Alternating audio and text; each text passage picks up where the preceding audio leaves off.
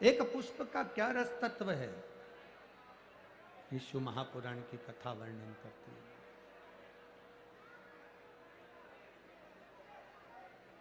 भगवान देवादिदेव महादेव की कथा तारकासुर को नहीं मालूम कि शिवरात्रि है श्राद्ध पक्ष की। उसके स्मरण में नहीं आ पाया कि ये श्राद्ध पक्ष की शिवरात्रि है।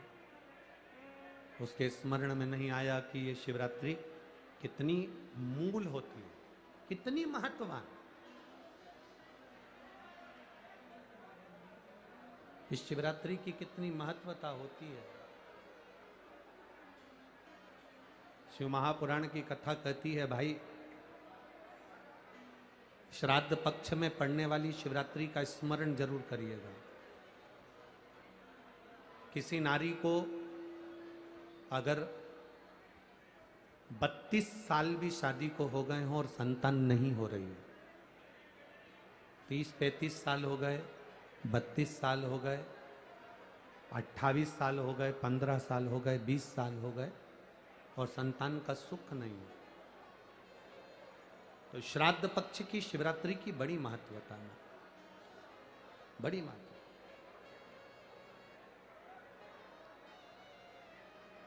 तो शिवरात्रि का बड़ा महत्व है।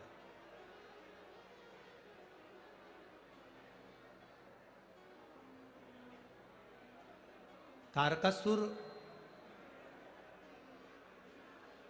जान नहीं पाए कि आज श्राद्ध पक्ष की शिवरात्रि है। केवल एक श्वेत पुष्प, केवल एक सफेद फूल तारकासुर ने लेकर आए और बाबा देवादिदेव महादेव का जो स्वरूप था, भगवान शंकर का जो स्वरूप था, उस स्वरूप पर देवादिदेव महादेव ने शिव जी के चरणों में एक पुष्प समर्पित कर दिया। एक सफेद पुष्प, एक श्वेत पुष्प देवादिदेव महादेव को समर्पित कर, भगवान शंकर को समर्पित किया।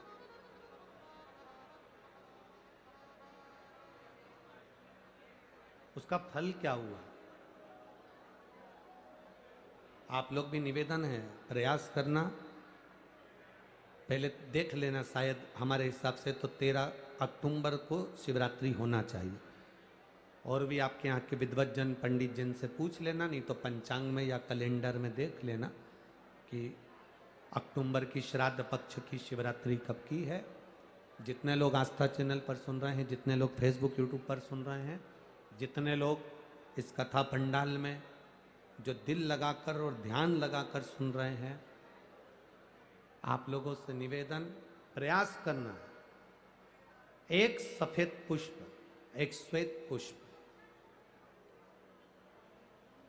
बाबा देवादिदेव महादेव को 13 अक्टूबर को अगर शिवरात्रि है तो श्राद्ध पक्ष की शिवरात्रि के दिन बाबा देवादिदेव महादेव को एक सफेद पुष्प समर्पित कर देने पर अपने मन की कामना कर कर बाबा देवादिदेव महादेव 3 महीने वो कामना पूर्ण करता है।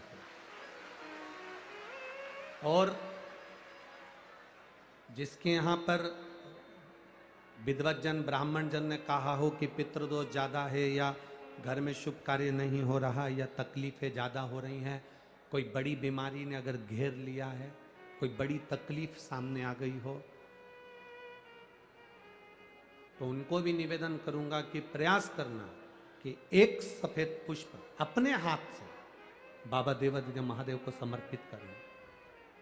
उसके बाद तुम्हें जो बड़ी बीमारी है उसकी जब शिवरात्रि पर आप समर्पित कर दो, 1 महीना पूर्ण हो जाए, अगले महीने की शिवरात्रि आए, श्राद्ध पक्ष की शिवरात्रि जाएगी अक्टूबर की, फिर अगले महीने की जब शिवरात्रि आए तो उसके पहले आपकी जो बीमारी है उसकी एक बार जांच कराना।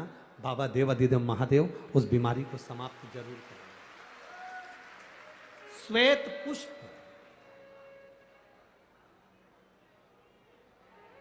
भगवान शंकर का जो श्राद्ध पक्ष का जो शिवरात्रि है उस पर जो श्वेत पुष्प की परिभाषा, उसको हमें जानना, उस परिभाषा।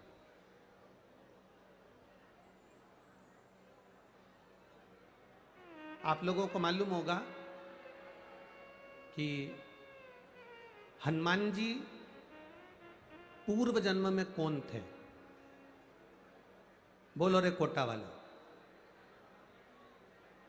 हनुमान जी का जो अवतार हुआ राम अवतार के समय पर, त्रेता में जो मेरे राम जी का जो सुंदर अवतार हुआ, तो राम जी के साथ में जो हनुमान जी प्रकट हुए, ये हनुमान जी को पूर्व जन्म में,